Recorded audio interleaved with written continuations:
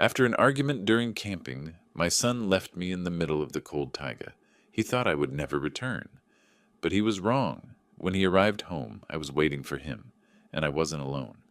Son, meet my friends. Betrayal has a price. Revenge has a voice. What follows is a justice he did not expect.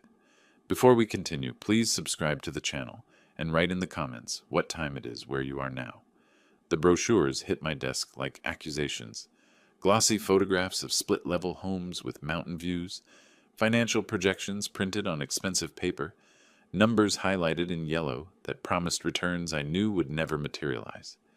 James spread them across my ledger with the practiced enthusiasm of a salesman closing a deal he'd already celebrated in his mind. Dad, this is exactly what Jennifer and I need. His voice carried that rehearsed confidence I'd heard before, the franchise opportunity, the consulting venture, the online business that required just a small investment to generate passive income. The market's perfect right now, and this property will triple in value within 5 years. I just need $50,000 to secure it. $50,000? I removed my reading glasses slowly, setting them beside the calculator I'd been using before he arrived unannounced. Outside my office window, Anchorage moved through its Thursday afternoon rhythm, traffic crawling toward Eagle River, mountains shadowed against July sky. Inside, my son waited for me to become the solution to problems he'd created himself. You said something similar about that franchise opportunity 2 years ago? I kept my voice measured, professional, the tone I used with clients who couldn't balance their books. I lent you $8,000 then. That money never came back, James. Neither did the explanation you promised. His jaw tightened. The enthusiasm drained from his face like water through cheap fabric, replaced by something harder. He leaned back in the chair, arms crossing defensively across his chest. The glossy brochures suddenly seemed irrelevant between us. That was different. The franchise had unexpected costs. Everything has unexpected costs. I pulled open my desk drawer, removed the ledger I kept for personal accounts. My fingers found the page without looking. 2 years of documentation, promises recorded in my own handwriting, dates when repayment was supposed to begin. You told me 6 months. Then it became a year. Then you stopped returning calls about it entirely. James stood abruptly. His chair scraped against the floor, loud enough to make me wince. He gathered the brochures with sharp, angry movements, shoving them into the leather folder he'd carried in like a shield. You're sitting on hundreds of thousands while your son struggles. The accusation came out bitter, practiced. Jennifer works herself exhausted trying to make our house presentable. Her friends' parents help them. Real families support each other. Real families. The phrase hung between us like smoke. I thought about Sarah, gone 5 years now. Who would have known exactly what to say to bridge this gap?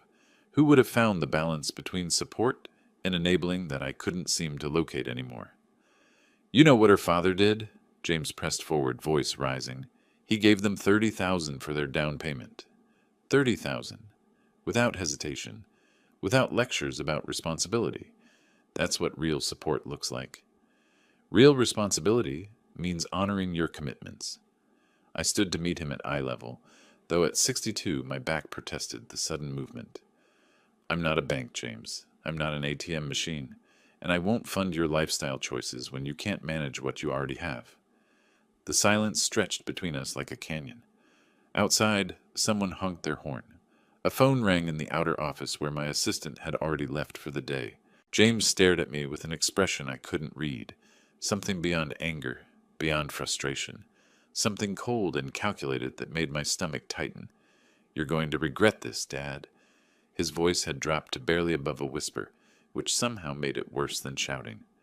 You won't always be the one controlling everything. Things change. People change. He turned and walked out. The door slammed hard enough to rattle the framed CPA certificates on my wall. 30 years of professional credentials that suddenly felt meaningless. I stood there listening to his footsteps recede down the hallway, then the outer door closing, then the silence that felt heavier than any argument. I sat down slowly. My desk looked exactly as it had 15 minutes ago. Calculator, ledger, client files waiting for my attention. But something fundamental had shifted. I reached for the photograph I kept beside my computer monitor. A camping trip from when James was 16.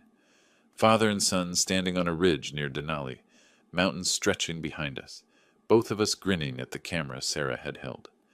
James's smile in that photograph was genuine, uncomplicated by money or resentment or whatever had turned him into the man who just threatened me in my own office. I studied that younger face for a long time, trying to find where I'd lost him. Things change. People change. His words circled my thoughts like vultures. The drive home felt longer than usual.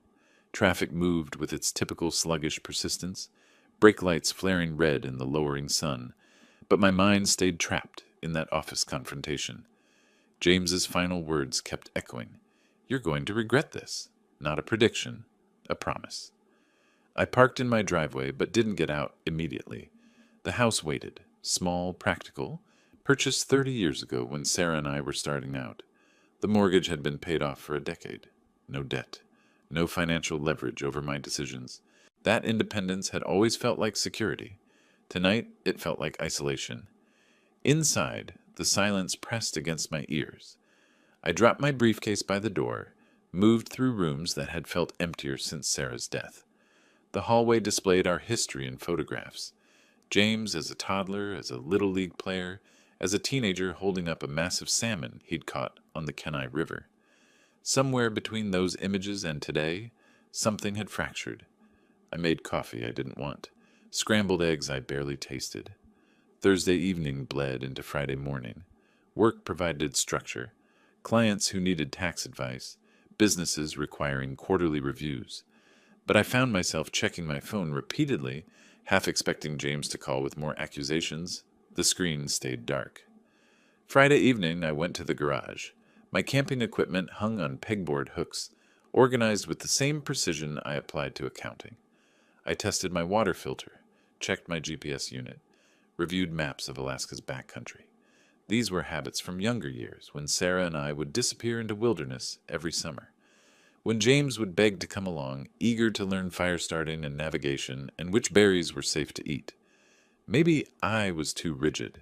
The thought arrived uninvited while I inspected my first aid kit.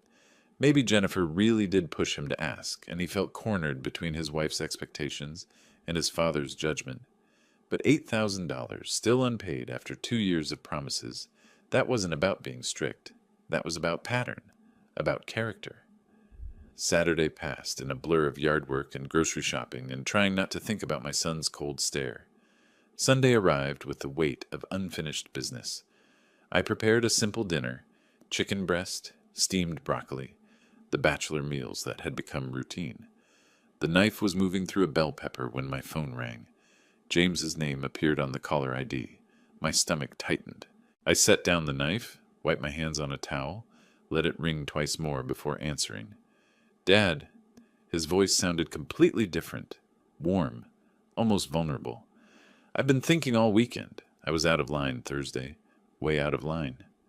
I said nothing, waiting. I let Jennifer's pressure get to me, let my own frustration control my words. "I'm sorry. I want to make this right." The apology landed like something fragile between us. I leaned against the counter, phone pressed to my ear, trying to reconcile this tone with Thursday's threats. "Remember those camping trips we took near Denali when I was 15? James continued. "Those were the best times, Dad. Just you and me, no distractions. What if we did that again? A week, just us, reconnecting. I need that. I think we both do."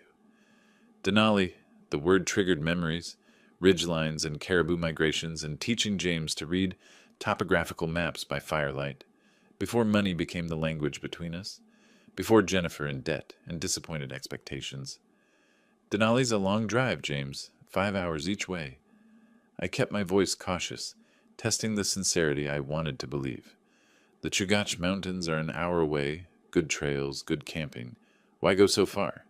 "Because Denali meant something, Dad." His response came quick, earnest. "That's where we were closest. That's where I need us to be again." I stood in my kitchen, staring at the half-prepared dinner, the phone warm against my ear. Part of me heard warning bells. Part of me remembered that photograph on my desk, the genuine smile, the uncomplicated joy. Part of me was just tired of being alone. When were you thinking? Mid-July. Gives us time to prepare, coordinate schedules. 10 days from now? 10 days. Enough time to clear my calendar, check equipment, talk myself out of suspicion. Enough time to choose hope over cynicism. All right, I heard myself say. Let's do it. After we hung up, I stood holding the silent phone, staring at it with mixed emotions warring inside my chest. James sounded genuine. The apology felt real, but something underneath nagged at me, some instinct I couldn't name. I looked at the bell pepper on my cutting board, half sliced and waiting. Then I looked at my phone again. Maybe sons deserved second chances. Maybe fathers who refused second chances weren't fathers anymore. I wanted to believe that. I chose to believe that. I set down the phone and returned to making dinner, allowing myself something I hadn't felt in 3 days, a small, cautious smile at the possibility of reconciliation.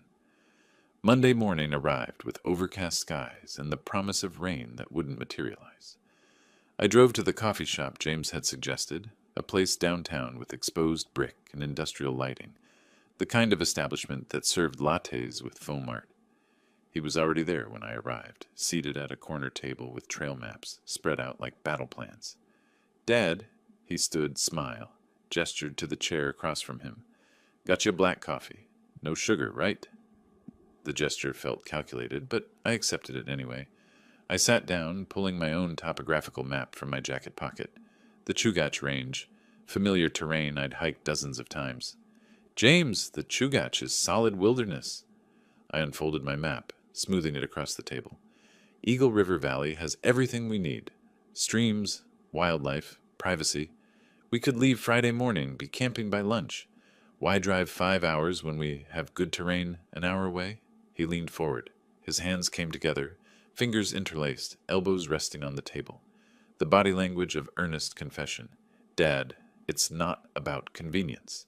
His voice carried weight I wanted to believe was genuine. Denali is where you taught me to really see Alaska. Remember that ridge where we watched the caribou migration? That's where I felt closest to you. That's what I need now. That's what we need. The Caribou Ridge.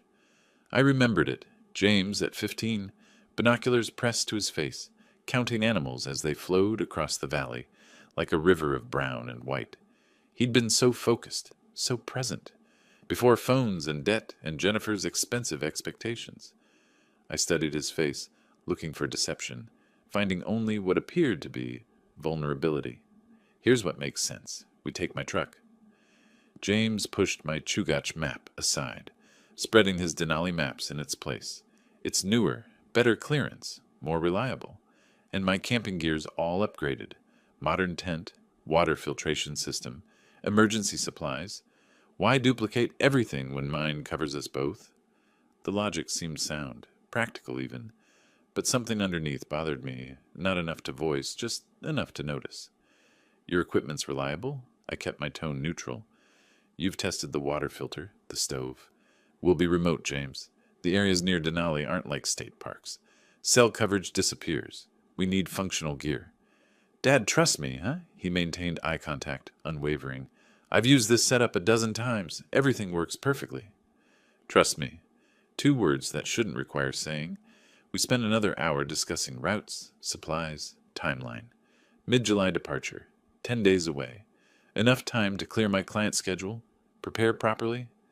James took notes in a leather-bound planner, listing items with organizational precision I hadn't seen from him before.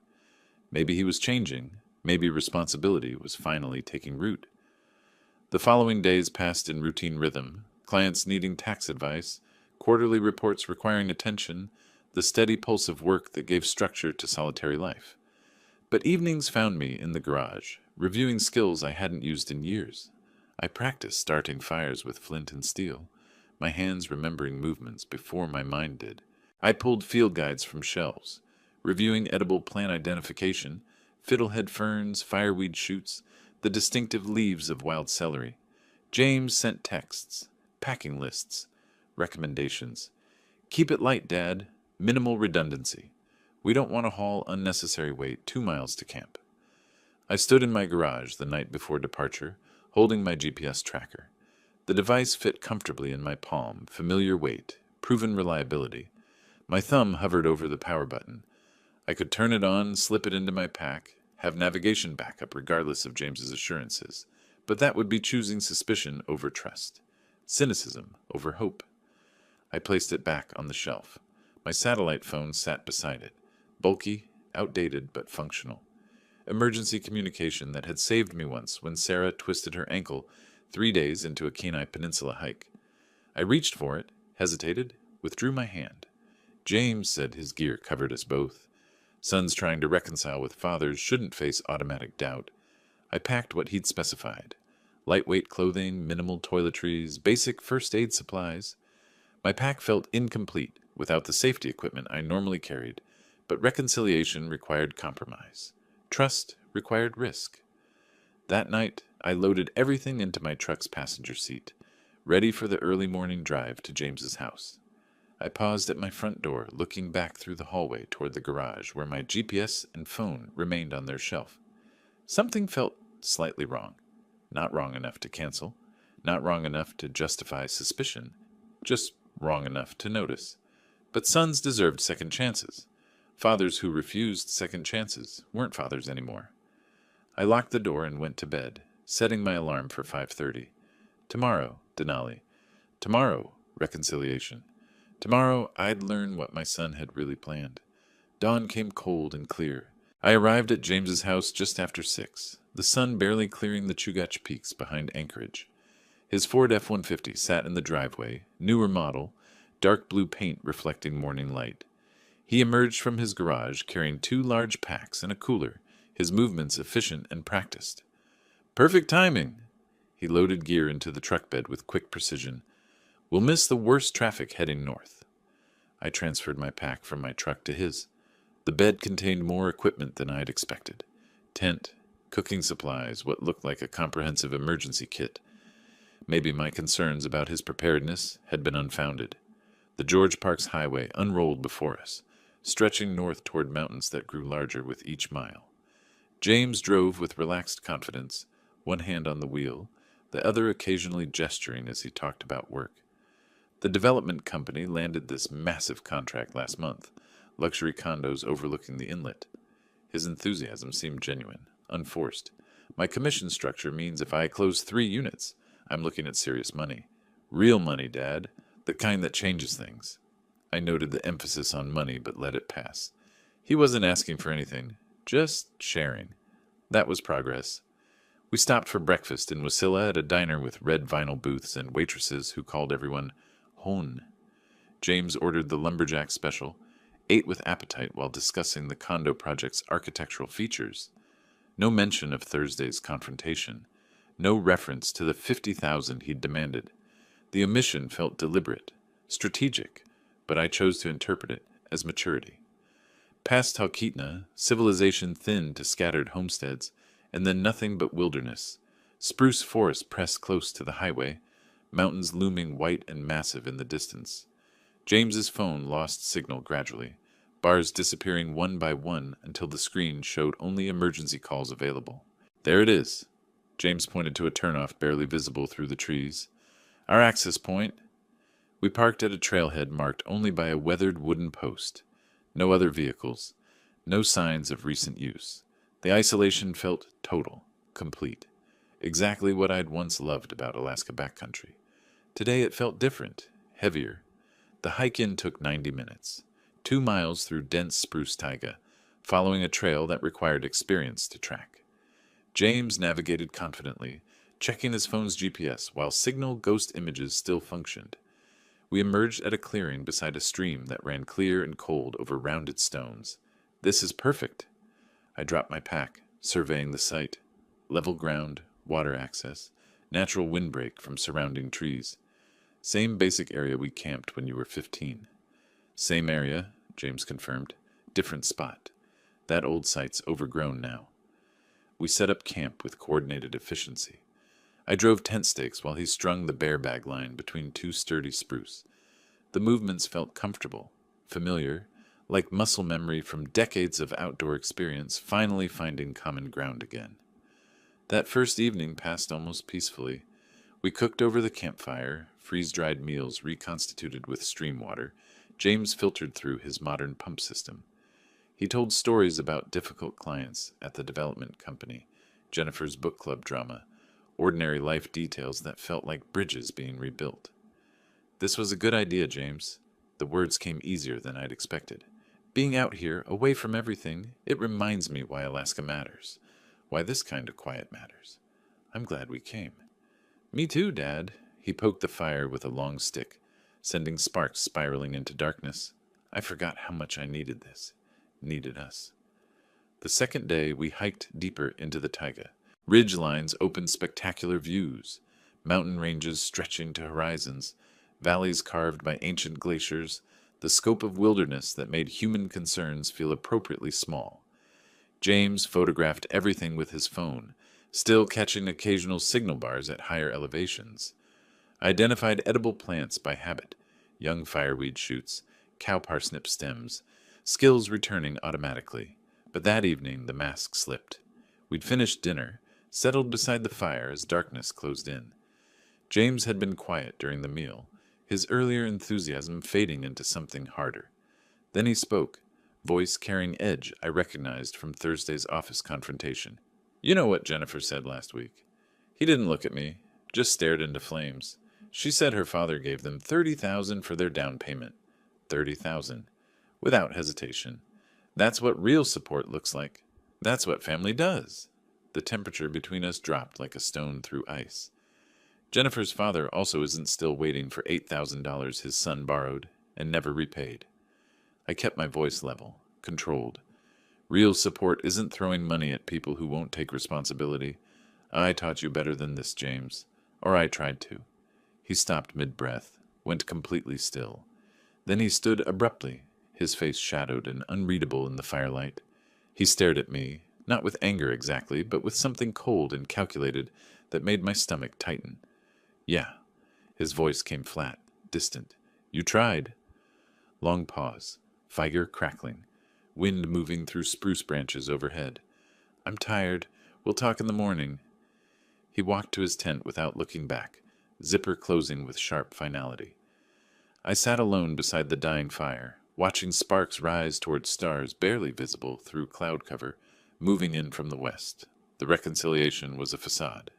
I understood that now, but I didn't yet understand what it meant. I should have. When I woke the next morning, something was wrong. The silence wasn't peaceful, it was empty. James should have been up already, rebuilding the fire, boiling water for coffee. The absence of sound felt deliberate. I unzipped my tent slowly. Dawn light filtered through spruce branches at an angle that told me it was later than usual, past 7, maybe closer to 8. I stepped out barefoot onto cold ground that made me wince. James's tent was gone, not collapsed, not packed carelessly, gone completely, as if it had never existed. Only flattened grass remained where it had stood 20 feet from mine. The fire pit held nothing but cold ashes from last night. No fresh kindling, no signs of morning activity. I walked the perimeter of our camp, my chest tightening with each detail I registered. The area where James had stored his gear showed only crushed vegetation. Every trace of his presence had been systematically removed. I turned toward my backpack, still leaning against the log where I'd left it. Something about its position looked wrong, slightly tipped, the main flap not quite closed the way I'd secured it. I dropped to my knees beside it. My hands moved through pockets and compartments with increasing urgency. GPS navigator, gone. Satellite phone, gone. Lighter, gone. Trail map, gone. Most of the food supplies we'd been sharing, gone. What remained felt like mockery. My sleeping bag, 2 protein bars, a half-liter water bottle, the small knife I'd brought, basic toiletries, including a tiny sewing kit. On a flat rock beside the cold fire pit sat a folded piece of paper, weighted down by a stone. My hands trembled as I picked it up. The handwriting was James's, neat, unhurried, the script of someone who'd taken his time composing his message. I read it aloud to the empty forest, my voice flat with shock. You always said the taiga teaches survival. Time to remember those lessons. Maybe then you'll understand what's more important, money or family. If you return, we'll talk differently. James. If I return, I read it again, then a third time, the patronizing tone. the self-justification, the conditional phrasing that acknowledged I might not survive. He planned this. Every smile during the drive north, every warm story by the campfire, even last night's argument, testing me one final time. When I refused again, when I wouldn't give him what he demanded, he made his choice. My son chose to leave me here to die, over $50,000. I crumpled the note in my fist, rage flooding through me so intensely that black spots danced at the edges of my vision. Then I forced myself to smooth it out, fold it carefully, place it in my pocket. Evidence, even if only for myself. I walked toward the trailhead direction, 2 miles through dense forest. I couldn't see the parking area from camp, but I knew with absolute certainty that the truck was gone. The silence confirmed it. The isolation was total. 50 miles, maybe more. Between here and the Parks Highway, the main road that could take me back to civilization. 50 miles of wilderness, with no navigation equipment, no communication devices, no fire starter, minimal food, and water that would last perhaps one day if I stretched it impossibly thin. The temperature would drop to 40 degrees tonight, lower in another week. I had a sleeping bag rated for 50 degrees, and a knife the length of my palm. I walked back to camp and forced myself to sit on a log, controlled my breathing. Shock wouldn't save me. Rage wouldn't save me. Only clear thinking would keep me alive. James thought I was just an accountant who took camping trips. Comfortable, soft, someone whose wilderness skills were decorative rather than functional. He forgot where I learned those skills. 30 years of Alaska backcountry before he was born. Before Sarah. Before mortgages and clients and comfortable suburban life had made those abilities unnecessary. He forgot that I taught him everything he knew about survival, which meant I knew more, which meant I'd held back, which meant he'd underestimated me completely.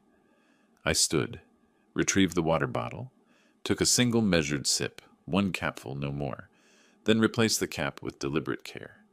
That careful conservation marked something shifting inside me, from victim to strategist, from shock to calculation. James made a mistake leaving me alive. He made a bigger mistake underestimating what I could do when survival became the only option. If I die out here, he inherits everything anyway. My business, my savings, my house, everything. But I wasn't going to die. I was going home. And when I got there, my son was going to learn what happens when you try to murder your father over money. South. The Parks Highway ran south of here. 50 miles. Maybe less, maybe more. 3 days if I moved smart. 4 if I was weak. 5 if I made mistakes. I wouldn't make mistakes. First problem, navigation. I pulled my toiletry kit from the backpack, soap, razor, tiny scissors, and there, overlooked by James in his systematic looting, a single sewing needle barely an inch long. I sat by the stream. The knife blade became a magnetizer, stroking the needle repeatedly in one direction. Friction and ferrous metal. Physics I'd learned 40 years ago and never forgotten. 20 minutes of patient repetition. I filled the bottle cap with water, floated the magnetized needle carefully on the surface, watched it slowly align itself north-south, wobbling before settling. I scratched an arrow on the cap's edge marking south. Crude, imprecise, but functional. I shouldered my pack and began walking. The first day stretched into eternity. Dense spruce forest where sight lines extended maybe 30 yards. Uneven ground studded with roots and hidden beneath moss. I checked my improvised compass every 30 minutes, adjusted course, kept moving. 1 capful of water every 2 hours, precisely measured despite the thirst that became a constant scream by afternoon. 15 miles, that was the goal. 15 miles before darkness forced me to stop. The first night nearly killed me. I built a lean-to from fallen branches and evergreen boughs, work my hands remembered even as my brain struggled with exhaustion. Crawled into my sleeping bag wearing every layer of clothing. The temperature dropped. 40 degrees, maybe lower. The bag was rated for 50.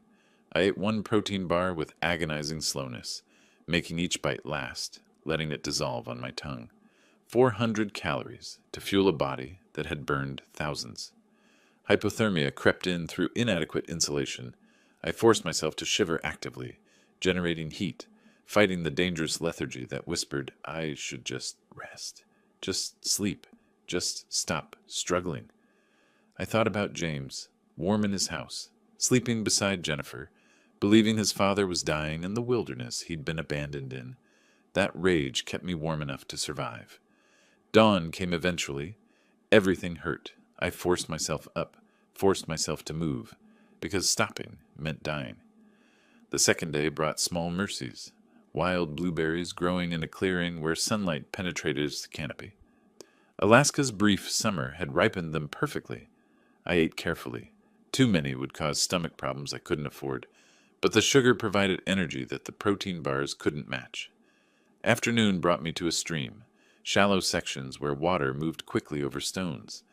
I waded in barefoot, the cold shocking away exhaustion momentarily. Hand fishing. I'd learned it in my 20s from an Athabascan guide on the Copper River. Stand motionless. Let the fish forget you exist. Then quick hands, trapping them against submerged rocks. 3 attempts over an hour. 2 successful catches. Small grayling, maybe 6 inches each. I hesitated only briefly before eating them raw. Protein. Essential calories. The texture made my stomach lurch, but I forced them down. The second night passed slightly better. I knew what to expect. Knew how to manage the cold. Knew that morning would come if I just endured. The third morning I stumbled onto a dirt road. I dropped to my knees in overwhelming relief. The first emotional break since reading James's note. Allowed myself 2 minutes of closed-eye breathing, then stood. The road was primitive. 2 ruts with grass growing between. Rarely used, but roads led somewhere. Roads meant people, eventually. I walked down its center, making myself visible. An hour later, I heard an engine. The pickup truck that appeared around the bend was old but well-maintained. Dark green paint faded by weather. It slowed as it approached, pulling to a stop 20 feet away. The driver climbed out, man in his late 60s, weathered face suggesting decades of outdoor work, practical clothing worn with the comfort of long familiarity. "You all right there?" Concern evident in his tone. "You look like you've had a rough time. How long you been out here?" I straightened despite exhaustion, accepting the water bottle he offered, but drinking slowly, controlled. 3 days. I kept my voice steady, crafting the story even as fatigue pulled at my thoughts. Got separated from my camping group near Denali. Navigation equipment failed. Had to walk out. You headed toward Anchorage? Thomas Miller. He extended his hand. Former park ranger. Yeah, I'm heading back from a hunting trip. Climb in. The truck's passenger seat felt impossibly comfortable. Thomas didn't press immediately, just drove, letting me collect myself. 3 days? He said eventually. That's serious country back there. You're lucky. Most people panic, make bad choices. You kept your head. Old habits. I accepted the credit while deflecting attention. I've done Alaska wilderness before, just never planned on testing those skills quite so thoroughly. We drove in companionable silence for a while. Then I asked the question that had been forming since I'd found James's note.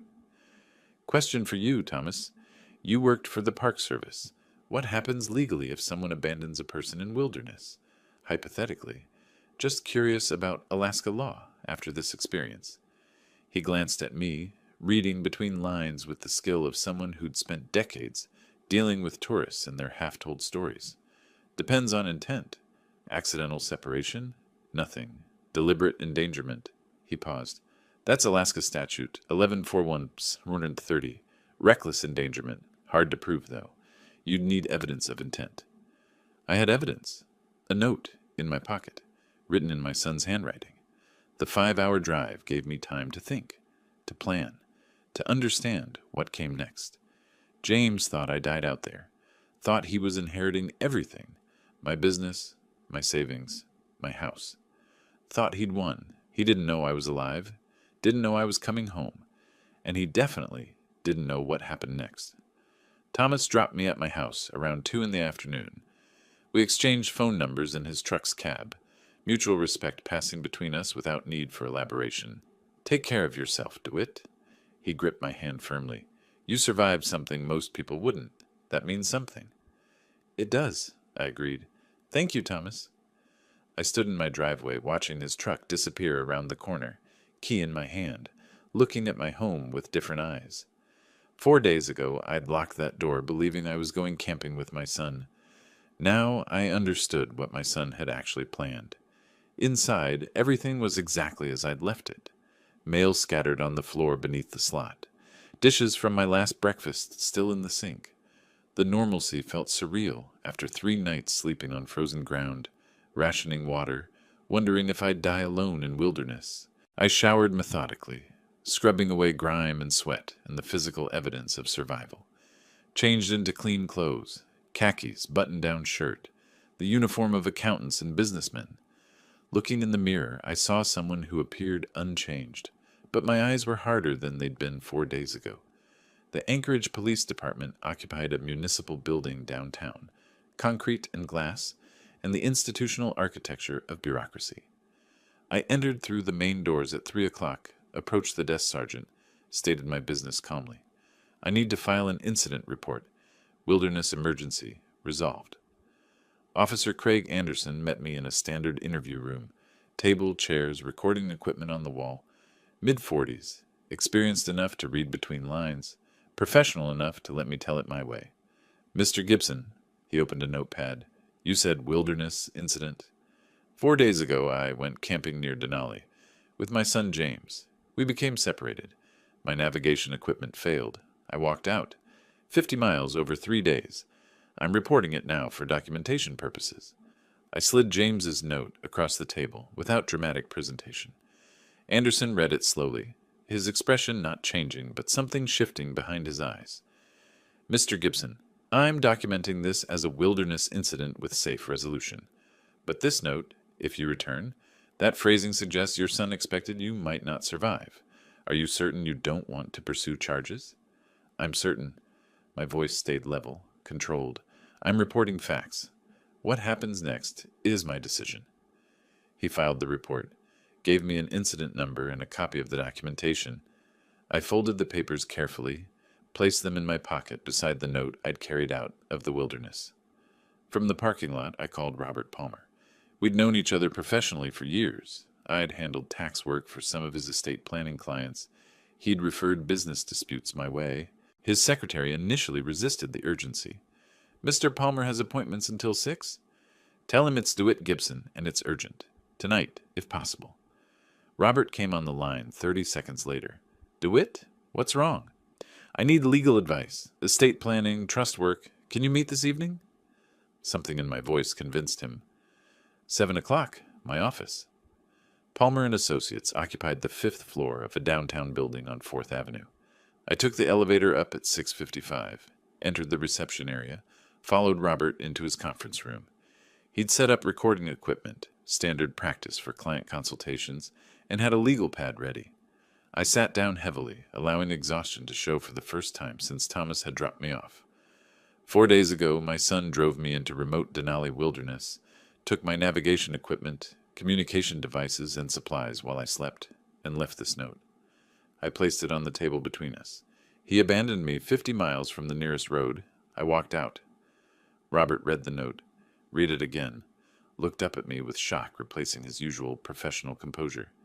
DeWitt, this is serious. This language, time to remember those lessons, if you return, shows premeditation and acknowledgement of danger. Combined with taking your equipment, this is Alaska Statute 1141.30. Reckless endangerment.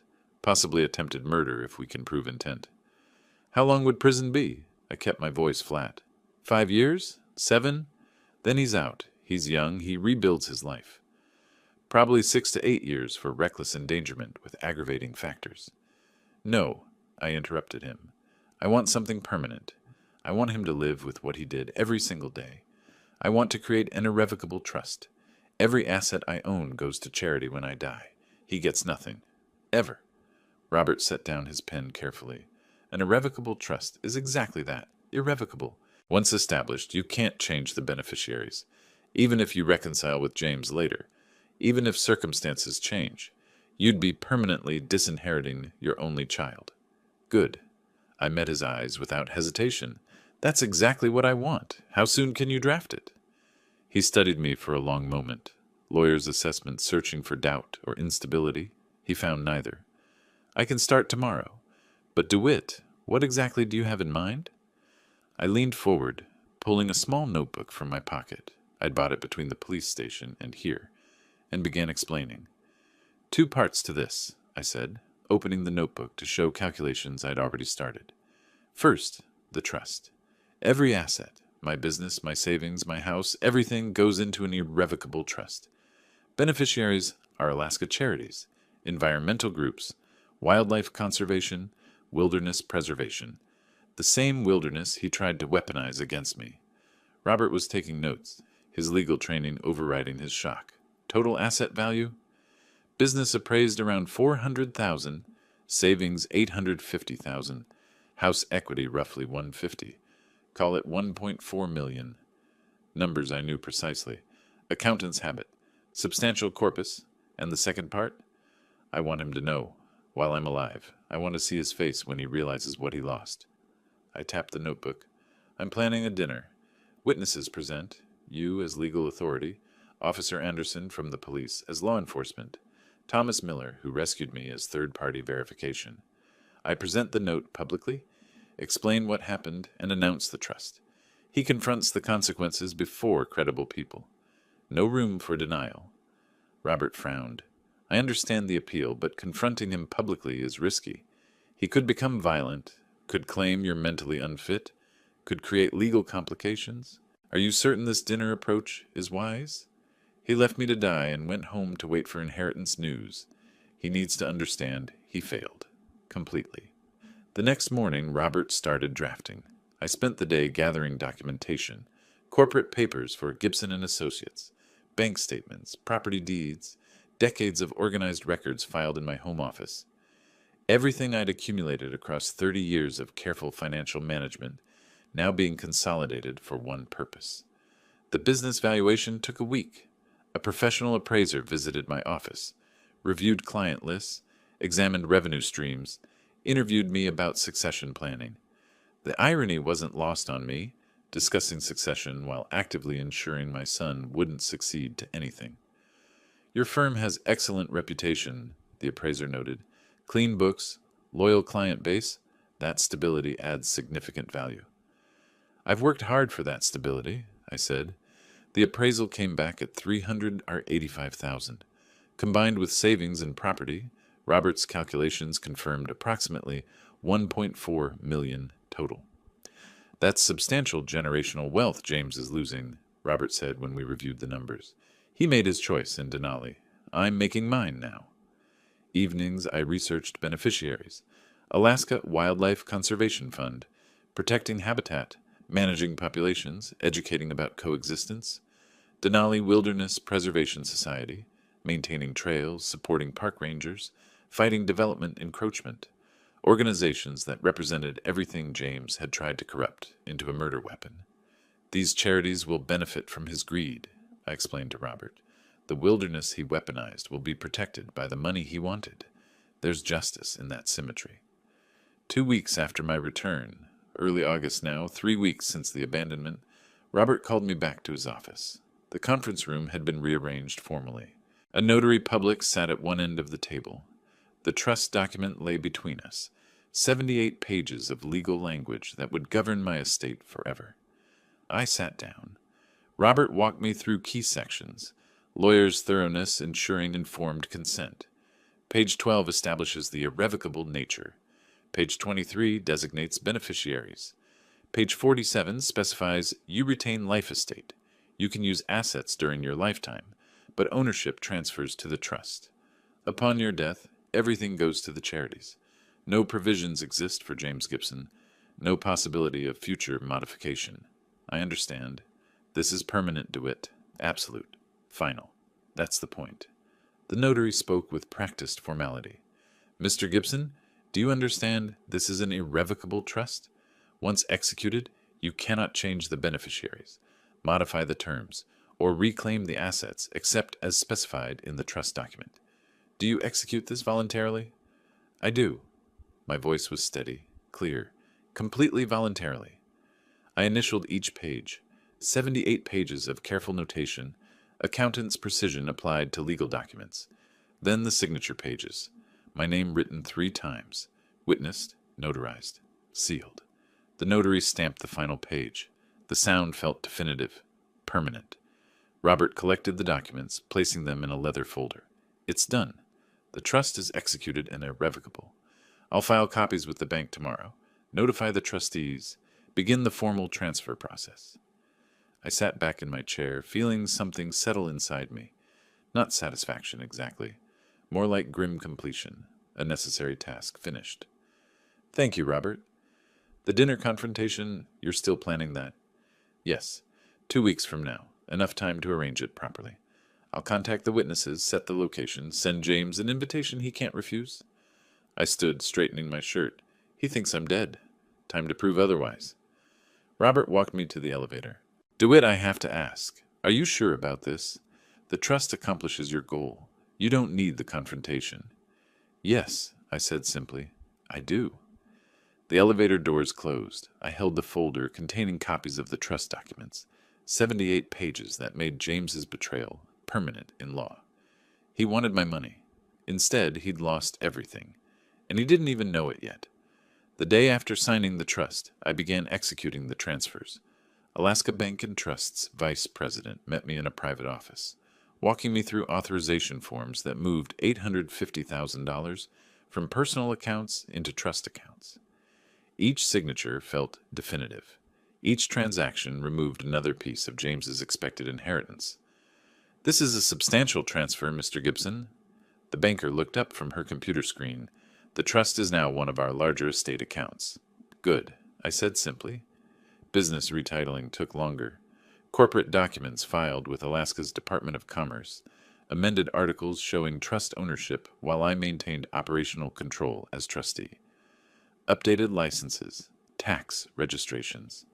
I sent formal letters to longtime clients explaining the ownership structure change, maintaining professional appearance while knowing the real purpose. By August 10th, I legally owned nothing. The house, the business, every dollar, all trust property. I retained lifetime use rights, but nothing to bequeath. James's inheritance had been erased. The phone rang on the 8th, evening after I'd returned from the last bank visit. James's name on the caller ID made my jaw tighten. Hey, Dad! His voice carried forced brightness that set my teeth on edge. I've been thinking about you.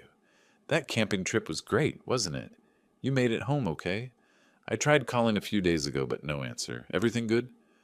The artificial cheer barely masked nervous guilt underneath. Yes. One word, flat and cold. I'm home. Oh, good, that's... Good. Confusion crept into his voice. We should get together soon. Yes, we should. I hung up mid-sentence, sat at my kitchen table staring at the phone, imagining his expression on the other end, the uncertainty, the growing anxiety. He called again 4 days later. August 12th, afternoon. Dad, it's me again. Look, you sounded strange last time we talked. Is something wrong? Did something happen on the trip? I'm worried about you. Nothing's wrong, James. I kept my voice controlled ice. We'll talk soon about several things. What things? Dad, you're worrying me now. Soon. I hung up before he could respond. Let him wonder. Let him worry. The next evening, August 13th, I made the call I'd been planning. Stood in my home office looking at the family photograph on the wall. That camping trip when James was 16. Both of us smiling at Sarah behind the camera. Before money corrupted everything. James, I want you and Jennifer to come to dinner Thursday evening, August 15th, 7 o'clock.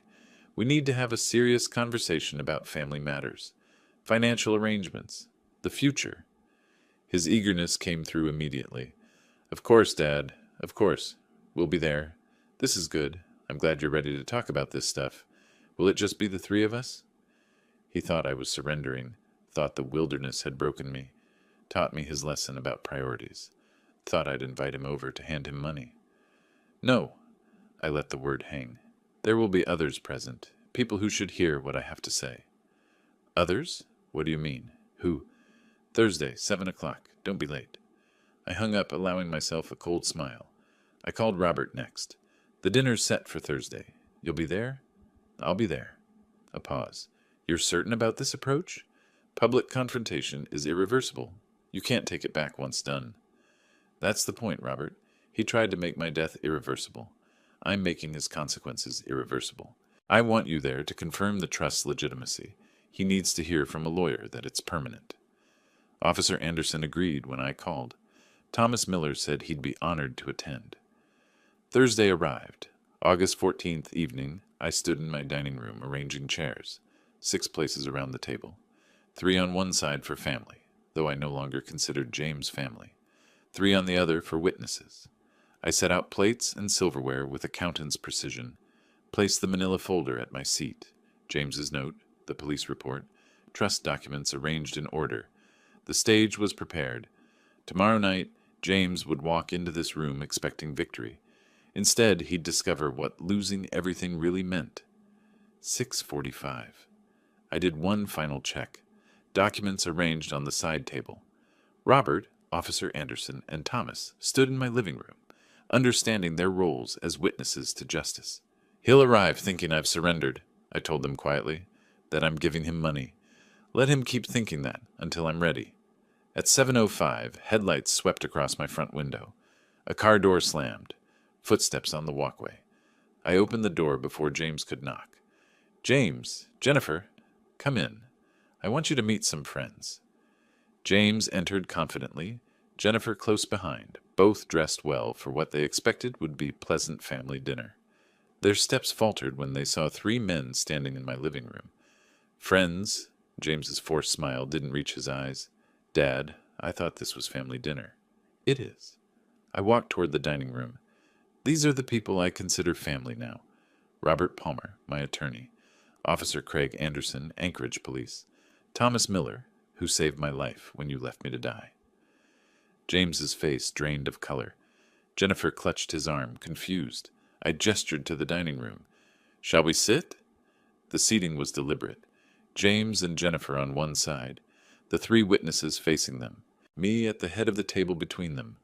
I retrieved the manila folder, opened it methodically, removed James's note, unfolded it, smoothed it flat on the table where everyone could see.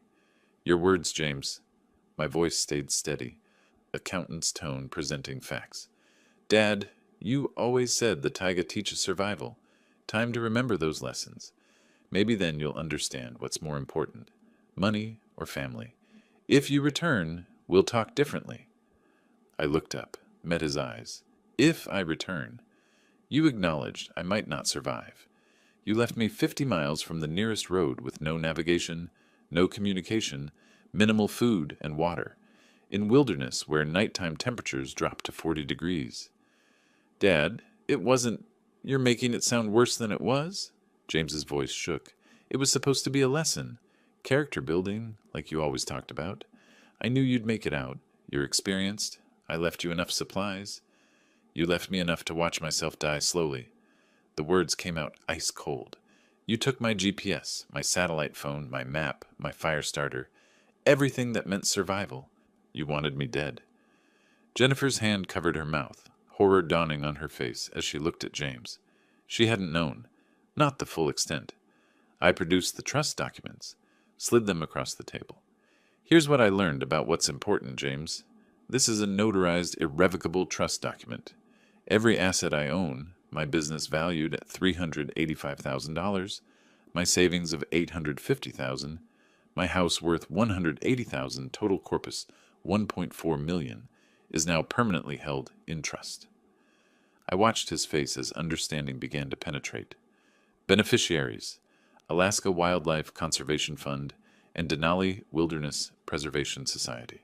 Upon my death, these organizations receive everything. You receive nothing. Ever. "You can't..." James started to stand, hands gripping the table. "I can verify," Robert interjected professionally. "This trust cannot be modified, revoked, or challenged. It's legally permanent." James sank back into his chair. His hands were shaking. Jennifer had started crying. I stood, pushing back from the table. "You asked me what's more important, money or family. I've learned the answer. The wilderness you tried to make my grave will benefit from your greed. The money you tried to inherit through my death will protect the place you weaponized." I walked to the front door, opened it. And the family I thought I had. That was an illusion. I have no son. I have no family. But I do have friends, people who helped me survive what you did, people who witnessed justice tonight. I stood beside the open door. Now leave my house. James and Jennifer rose like automatons. He looked shattered, face pale, movements mechanical. She supported him physically, though her expression suggested she was mentally distancing herself from the man she'd married. They walked out into the night. I closed the door firmly, locked it. When I returned to the dining room, Anderson spoke first. Mr. Gibson, with this evidence and these witnesses, we could pursue charges. Reckless endangerment, under Alaska statute. 114130, possibly attempted murder. I shook my head. Prison would be temporary. 5 years, 7, then he's out and rebuilds. This is permanent. Every day for the rest of his life, he'll know he tried to kill his father for money and lost everything instead. That's worse than any prison sentence. Thomas raised his coffee cup in a quiet toast. To survival and justice. Robert and Anderson joined him. So did I. Not triumph, not celebration, just cold recognition that justice had been served. James had tried to write my ending. Instead, I'd written his. The wilderness hadn't killed me. His greed had killed any possibility of redemption. I sat with the 3 men who'd helped me survive and watched as evening deepened into night, feeling nothing but the quiet satisfaction of consequences finally meeting actions. If you like this story, please like this video, subscribe to the channel, and share your impressions of this story in the comments. To listen to the next story, click on the box on the left. Thank you for watching.